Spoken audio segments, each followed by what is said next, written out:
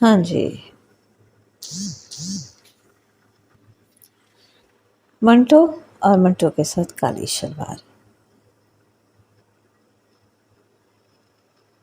پڑھ رہے ہیں خدا بخش اور ہاں جی، وہ خاتون کہاں گئی، کیا نام تھا ان کا؟ سلطانہ، سلطانہ ڈاکو ٹائپ کی چیزیں لگ رہی ہیں ویسے وہ پہنچ گئے ہیں دلی۔ اب دیکھیے دلی میں ان کو کیا ملتا ہے۔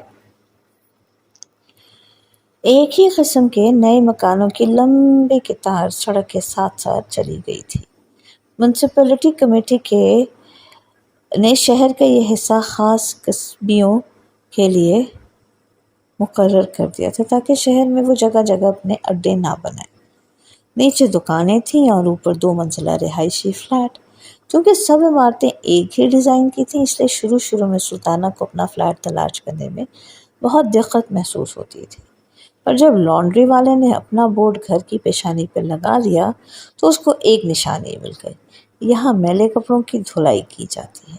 یہ بورڈ پڑھتے ہی اپنا فلیٹ تلاش کر لیا کرتی تھی۔ اسی طرح اس نے اور بہت سی نشانیاں قائم کر رکھی تھی، مثلاً بڑے بڑے حروف میں جہاں کوئلوں کی دکان لکھا تھا وہاں اس کی سہیلی ہیرا بائی رہتی تھی، جو کبھی کبھی ریڈیو گھر میں گانا گایا جاتی تھی۔ جہاں شرفا کے کھانے کا اعلیٰ انتظام ہے لکھا تھا وہاں اس کی سہیلی مختار رہتی تھی۔ دواڑ کے کارخانے کے اوپر نوری رہتی تھی، جو اسی کارخانے کے سیٹھ کے پاس ملازم تھی۔ چونکہ سیٹھ صاحب کو رات کے وقت اپنے کارخانے کی دیکھ بھال کرنا ہوتی تھی، اسی لیے وہ نوری کے پاس ہی رہا کرتے تھے۔ دکان کھولتے ہی گاہک تھوڑے ہی آتے ہیں، چنانچہ جب 1 مہینے تک سلطانہ بیکار رہی تو اس نے یہی سوچا کہ اپنے دل کو تسلی دی جائے۔ پر جب 2 مہینے گزر گئے اور کوئی آدمی اس کے کوٹھے پر نہ آیا تو اسے بڑی تشویش ہوئی۔ اس نے خدا بخش سے کہا، کیا بات ہے خدا بخش، 2 مہینے ہو گئے، آج پورے 2 مہینے ہو گئے ہمیں یہاں آئے ہوئے، پر کسی نے ادھر کا رخ بھی نہیں کیا۔ مانتی ہوں آج کل بازار بہت مندہ ہے، پر اتنا مندہ ہے یہ تو کہیں نہیں دیکھا تھا، مطلب مہینے بھر میں بھی کوئی شکل دیکھنے میں نہ آئے۔ خدا بخش کو بھی یہ بات عرصے سے کھٹک رہی تھی مگر وہ خاموش تھا۔ پر جب سلطانہ نے خود بات چھیڑی تو اس نے کہا، میں بھی کئی دنوں سے اس بات کو سوچ رہا ہوں۔ ایک بات سمجھ میں آتی ہے، وہ یہ کہ جنگ کی وجہ سے لوگ باغ دوسرے دھندوں میں پڑ کر ادھر کا راستہ بھول گئے ہیں، یا پھر یہ ہو سکتا ہے کہ یا اس سے آگے کچھ کہنے ہی والا تھا کہ سیڑھیوں پر کسی کے چڑھنے کی آواز ہے۔ خدا بخش اور سلطانہ دونوں اس آواز کی طرف متوجہ ہوئے۔ تھوڑی دیر کے بعد دروازے پر دستک ہوئی۔ خدا بخش نے لپک کر دروازہ کھولا۔ ایک آدمی اندر داخل ہوا جس سے 3 روپے میں سودا طے ہوا۔ اس کے بعد 5 اور آئے، یعنی 3 مہینے میں 6، جن سے سلطانہ نے صرف 18.5 روپے وصول کیے۔ 20 روپے ماہوار تو فلیٹ کے کرائے میں چلے جاتے تھے، پانی کا ٹیکس اور بجلی کا بل جدا تھا۔ اس کے علاوہ گھر کے دوسرے خرچ تھے، کھانا پینا، کپڑے لتے، دوا دارو، اور آمدن کچھ نہ تھی۔ 18.5 روپے 3 مہینے میں آئے تو اسے تو آمدن تو نہیں کہہ سکتے نا۔ سلطانہ پریشان ہو گئی۔ 5.5 تولے کی 8 کنگنیاں جو اس نے امبالے میں بنوائی تھیں آہستہ آہستہ بک گئیں۔ آخری کنگنی کی جب باری آئی تو اس نے خدا بخش سے کہا، تم میری سنو اور چلو، واپس امبالہ چلتے ہیں، یہاں کیا دھرا ہے؟ دھرا بھی ہوگا پر ہمیں تو یہ شہر راس نہیں آیا، تمہارا کام بھی وہاں خوب چلتا تھا، چلو نا وہیں چلتے ہیں۔ جو نقصان ہوا ہے اس کو اپنا مقدر سر صدقہ سمجھو اور اس کنگنی کو بیچ کر آؤ، میں اسباب وغیرہ باندھ کر تیار رکھتی ہوں، آج رات کی گاڑی سے یہاں سے چل دیں گے۔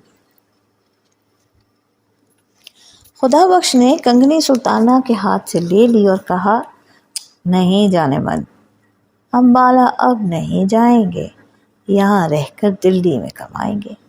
یہ جو تمہاری چوڑیاں ہیں نا، یہ سب کی سب یہیں واپس آئیں گی، تم بس اللہ پر بھروسہ رکھو، وہ بڑا کارساز ہے، یہاں بھی کوئی نہ کوئی اسباب بنا ہی دے گا۔ سلطانہ چپ ہو رہی کیونکہ آخری کنگنی بھی ہاتھ سے اتر گئی۔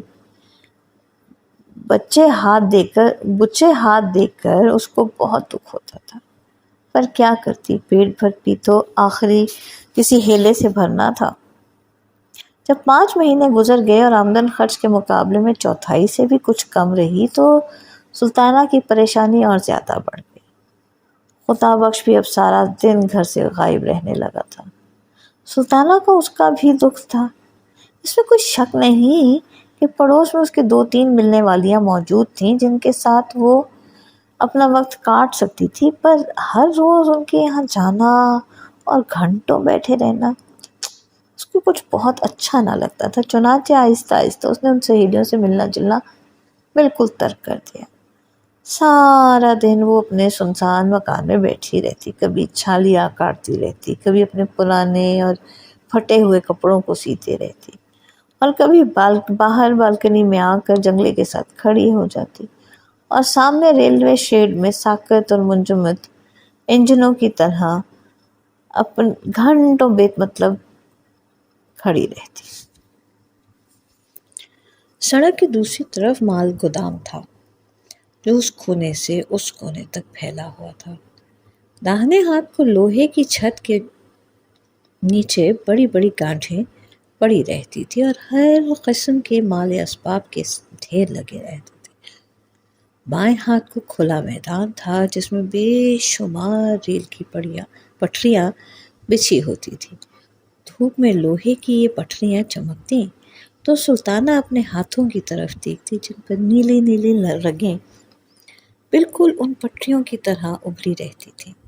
اس لمبے اور کھلے میدان میں ہر وقت انجن اور گاڑیاں چلتی رہتی تھیں، کبھی ادھر اور کبھی ادھر۔ ان انجنوں اور گاڑیوں کی چمک دھمک، پھک پھک، چھک چھک صدا گونجتی رہتی تھی۔ صبح سویرے جب وہ اٹھ کر بالکنی میں آتی تو ایک عجیب سا سما نظر آتا۔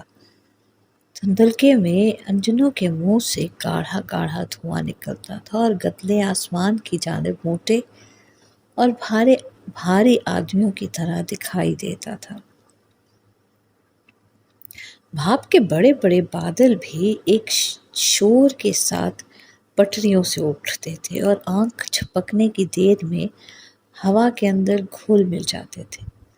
پھر کبھی کبھی جب وہ گاڑی کے کسی ڈبے کو جسے انجن نے دھکا دے کر چھوڑ دیا ہو اکیلے پٹریوں پہ چلتا دیکھتی تو اسے اپنا خیال آتا۔ وہ سوچتی کہ اسے بھی کسی نے زندگی کی پٹری پر دھکا دے کر چھوڑ دیا ہے اور وہ خود بخود جا رہی۔ دوسرے لوگ کانٹے بدل رہے ہیں اور وہ چلی جا رہی ہے، نہ جانے کہاں۔ پھر ایک روز ایسا آئے گا جب اس دھکے کا زور آہستہ آہستہ ختم ہو جائے گا اور وہ کہیں رک جائے گی، کسی ایسے مقام پر جو اس کا دیکھا بھالا ہوگا۔ یوں تو وہ بے مطلب گھنٹوں کی ریل ان ٹیڑھی باں کی پٹریوں اور ٹھہرے اور چلتے ہوئے انجنوں کی طرف دیکھتی رہتی تھی، پر طرح طرح کے خیال اس کے دماغ میں آتے رہتے تھے۔ امبالہ چھاؤنی میں جب وہ رہتی تھی تو اسٹیشن کے پاس ہی اس کا مکان تھا، مگر وہاں اس نے کبھی ان چیزوں کو ایسی نظروں سے دیکھا ہی نہیں تھا۔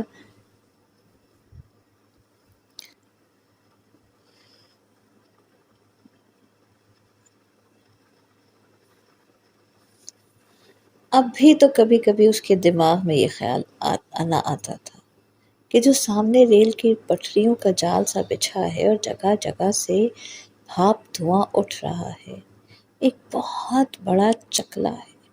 بہت سی گاڑیاں ہیں جن کو موٹے موٹے انجن ادھر ادھر دھکیلتے رہتے ہیں۔ سلطانہ کو بعض اوقات یہ انجن سیٹھ معلوم ہوتے ہیں جو کبھی کبھی امبالہ میں اس کے ہاں آیا کرتے تھے۔ پھر کبھی کبھی جب وہ کسی انجن کو آہستہ آہستہ گاڑیوں کی قطار کے پاس سے گزرتا دیکھتی تو اسے ایسا محسوس ہوتا ہے کہ کوئی آدمی چپکے سے کسی بازار میں سے اوپر کوٹھیوں کی طرف دیکھتا جا رہا.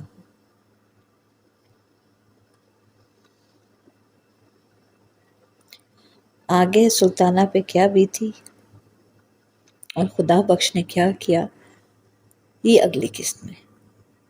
ہمارے ساتھ ہمارا ورثہ کے پلیٹ فارم پہ جڑے رہیے گا. آپ کے سننے کا بہت شکریہ. ہمارا ورثہ آپ کا ورثہ. لائک کیجیے گا، سبسکرائب کیجیے گا، شیئر کیجیے گا، اپنی آرا سے آگاہ کیجیے گا. ہمیں انتظار رہے گا. اللہ نگہبان.